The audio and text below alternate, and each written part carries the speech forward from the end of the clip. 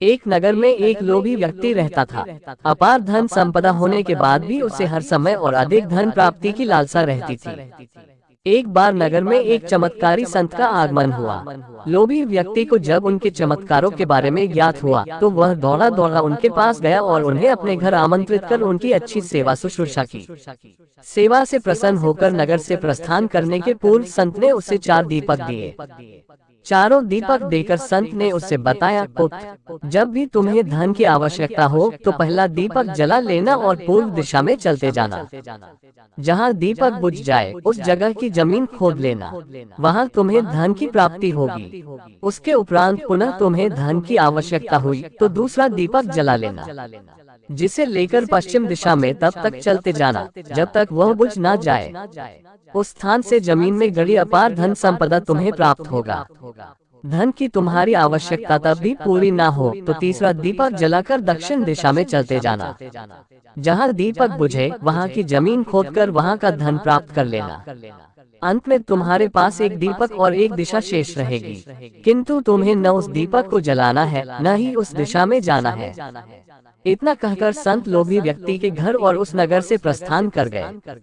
संत के जाते ही लोभी व्यक्ति ने पहला दीपक जला लिया और धन की तलाश में पूर्व दिशा की ओर चल पड़ा। एक जंगल में दीपक बुझ गया। वहाँ की खुदाई करने पर उसे एक कलश प्राप्त हुआ।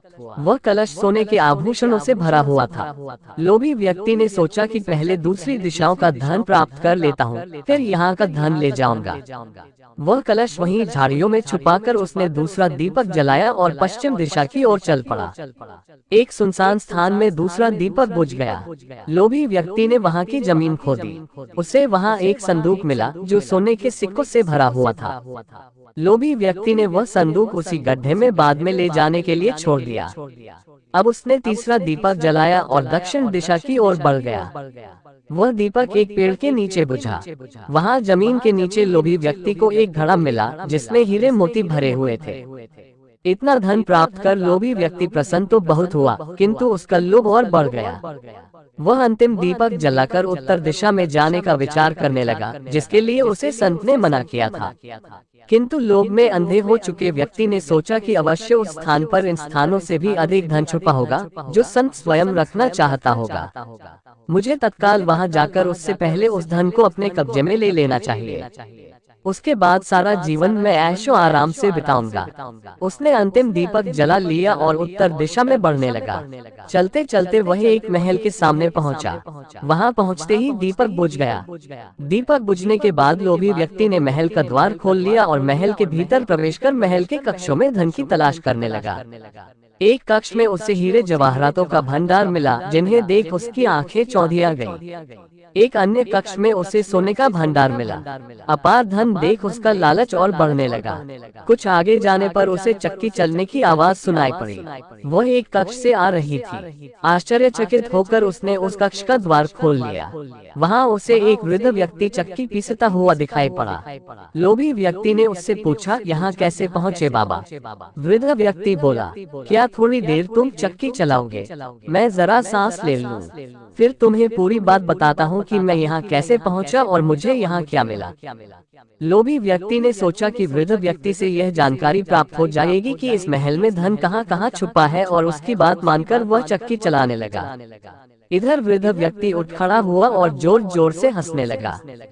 उसे हंसता देख लोभी व्यक्ति ने पूछा, ऐसे क्यों हंस रहे हो? ये कहकर वह चक्की बंद करने लगा। अरे अरे, चक्की बंद मत करना, अब से ये महल तेरा है। इस पर अब तेरा अधिकार है और साथ ही इस चक्की पर भी। ये चक्की तुम्हें अब हर समय चलाते रहना है, क्योंकि चक्की बंद होते ही ये महल ढह जाएगा और तू इसमें दबकर मर जाएगा।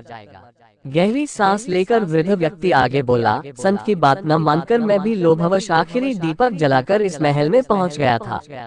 तब से यहाँ चक्की चला रहा हूँ। मेरी पूरी जवानी चक्की चलाते चलाते निकल गई। इतना कहकर वृद्ध व्यक्ति वहाँ से जाने लगा।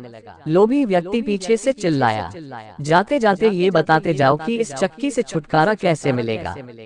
जब तक मेरे और तुम्हारे जैसा कोई व्यक्ति लोभ में अंधा होकर यहाँ नहीं आएगा, तुम्हें इस चक्की से छुटकारा नहीं मिलेगा। इतना कहकर वृद्ध व्यक्ति चला गया।